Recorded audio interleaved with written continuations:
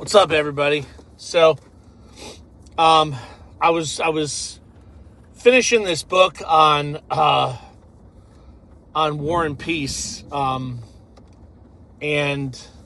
it was talking about just causes for war, and it was talking about like the rights of a conquered people and stuff like that, and it was really interesting, but I realized, I started to think about, like, what are the tactics that are being used?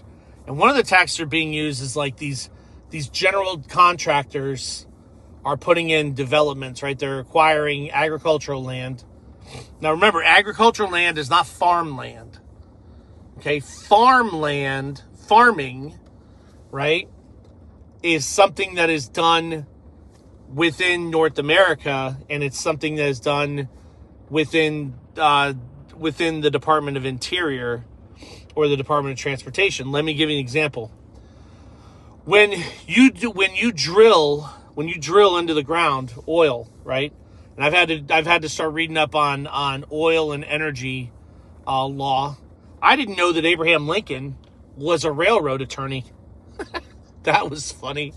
He was actually a railroad attorney. So, when you drill into the ground, right, and you're going for those mineral rights on a lease, on an operations lease. Now remember, operations leases are not royalty leases. Royalty leases are the rights to. Remember, royalty means, when we talk about royalty means the right to receive a benefit without the requirement for consideration. In other words, you don't have to put anything in, but you get something out. That's what a royalty right means. That's what royalties are. So if you think back to like barons and lords and stuff like that, they built the system, or they built something, and then they sat back and they collected royalties, right? That's how it works, right? So, but when you drill down, right, you're drilling into the ground, because we're into the ground, right? Because we're drilling. And, you know, that's you're drilling a well, right? You're drilling a well, okay?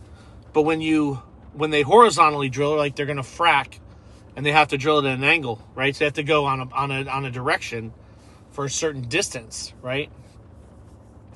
Do you know what they call that? They call it a farm out. They call it a farm out. I was like, wow, that's interesting, because that's where the farms are. Right? Because it's on a horizontal plane. It's not on a vertical plane, right? Vertical takes you straight down. But when you get on a horizontal plane, you're farming, right? Because you're using a plane of the ground. It's different, okay? Now, you got to remember, this is law. Like, we're talking about law, right? We're talking about oil and energy law. So, and we're talking about ground, above the ground, below the ground, under the ground. We're talking about royalties. We're talking about mineral rights, stuff like that. So now let's go to like HOAs or general contractors. So general contractors, right? In general, they're general law, but they're at state general law. They're not at the Department of Interior. The states have gotten control of general law, which they're not supposed to have. That's a problem. They've gotten control of equity law, which they're not supposed to have. That's two of the problems that we have right now. When a state authorizes an HOA to go in, they put it in the state trust, and that HOA is actually in probate. It's actually equitable. That HOA has equitable rights, which puts them on the ground. Okay? So, they're on the land, because the Marines are on the land. They're on the ground. Boots on the ground. They're with the Army, right? They're in ground rights, which means that's why they have so much power. Okay, so if you see like one of these developments, when a developer comes in and they get assistance, whatever, and they come in and they buy this agricultural land. Right now, it wouldn't be agricultural land, it'd be farmland if the farmer had it in a private equitable trust within the department, within North America, then it would be farmland. But because it's not, because the farmer doesn't know that his ground rights got stolen, and they got stolen by the state, and he now holds the deed in joint right of survivorship, and he's lost the ground rights.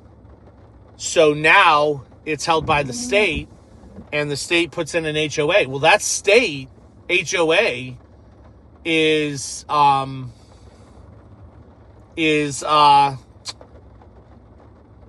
the ground.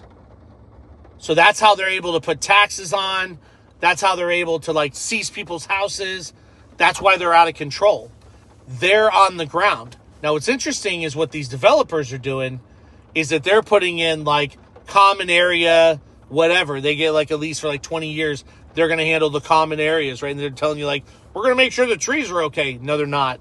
They're actually holding the ground because they're the ones that contracted the utilities being put in. So they're under the ground utility, right? And that's how they've been able to retain power through these propped up HOAs or these organizations or these law firms, because the communities are not organized, and they don't know that if they want to switch, they have to switch it themselves, and they have to have a place to go. And if they don't organize properly with the proper representation, then that's what happens. So your HOAs are out of control because your HOAs are with the state. Technically, they're in revenue, maritime, but they're supposed to be in equity, but they are in state equity. They're not in national equity. And that's why the HOAs are out of control. And that's why the homeowner, and that's why you have all these problems with HOAs. So this whole thing, again, comes down to jurisdictional authority. That's why we went all the way to mineral rights and domestic ground rights and North American continent and America and law and equity, and we got out of everything else, got out of all commercial, all maritime.